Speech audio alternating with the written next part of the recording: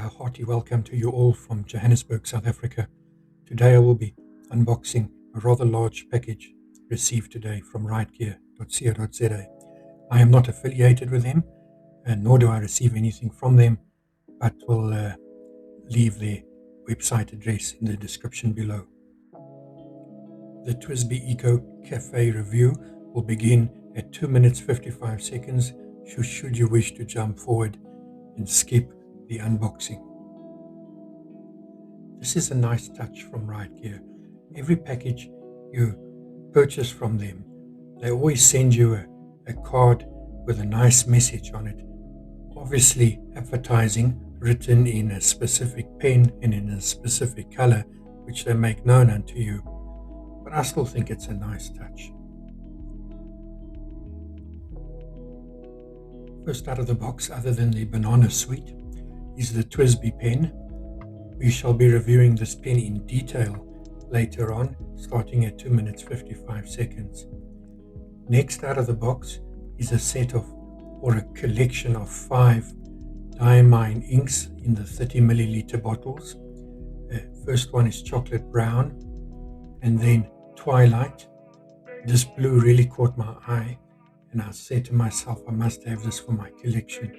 Thirdly is the Desert Burst. We shall be using Desert Burst in the TWSBI pen, as I feel the color will closely match the pen.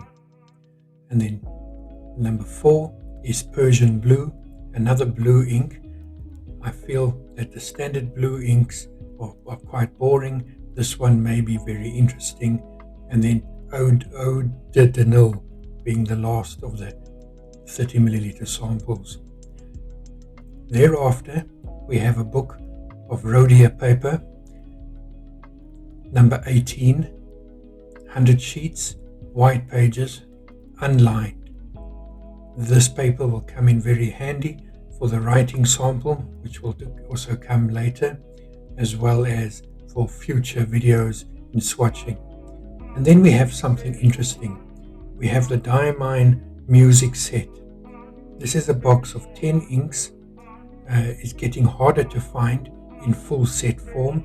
There are individual bottles floating around, but the full set is getting harder to find. Not impossible, can be found on the internet. But we will be doing a 10 series review of all these inks, 1 ink per episode, where I shall be swatching it on 5 different papers, being Rhodia, Clearfontaine, Kakimori, Midori, and Tomo River. Right, here we have the Eco pen. This pen comes in a clear PVC box. Therein, once opened, the instructions are laid clear for all to see. This is a piston filler pen, and if you are familiar with piston fillers, then this will be very familiar territory for you. Once the pen is out the box, we can immediately see the crystal clear window in the demonstrator pen. This will be a beautiful accessory for when the ink is sloshing to and fro. The color chosen is the Eco Café, a sort of a cappuccino color, muted color, which I like very much. This little bottle is silicone grease. The pen comes pre-greased for the piston filler, but should you desire to wash your pen out at another time, you may wash out this grease, and therefore using this little red tool, it makes it possible for the user to open the back of the pen and to fill and to re-grease the plunger, thereby restoring your pen back to its former glory. The clear demonstrator window is really a lovely touch. It will show off whatever ink you decide to put into this pen, and when held up to the light, you will get a beautiful hue of that ink shining through. The nib on this pen is steel in 1.1 millimeter italic, broad, and is made to match the accents of the pen. So therefore, we do not have a silver looking nib with gold or brass looking accents, which is a nice touch. Being a piston filler, one simply turns a knob at the end of the pen, which will then also plunge the piston down the barrel of the pen. The plunger itself is plastic, whereas in higher end pens it may be steel or copper or brass.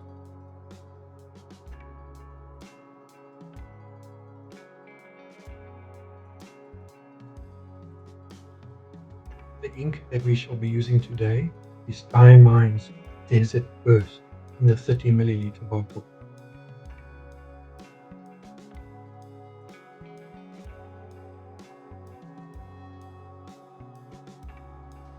To fill the pen, simply turn the back knob clockwise.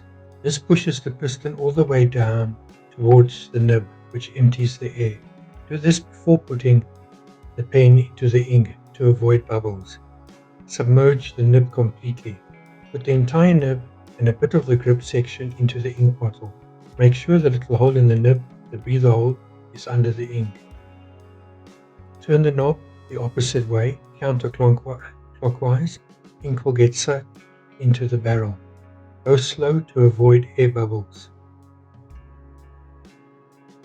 And that's it, you're done. Simply clean the nib with a soft tissue. Avoid rubbing, as you do not want to remove the coating that is on the nib, and you're done. Here we can see a close-up of the nib and the TWSBI logo, and here we have a writing sample. On the downstrokes, the line is noticeably much thicker, which is to be expected with a stub nib, and on the horizontal strokes, the line is much thinner. Because the broad nib lays down a lot more ink on the page, it provides your ink an opportunity to shade, and here we can clearly see the lighter and the darker portions of the letters, which is the shading on the Rhodia paper. If you enjoyed this review, it would mean the world to me if you could like and subscribe this video, and feel free to share it with your friends and family. Thank you. This has been a presentation from The Honest Nib.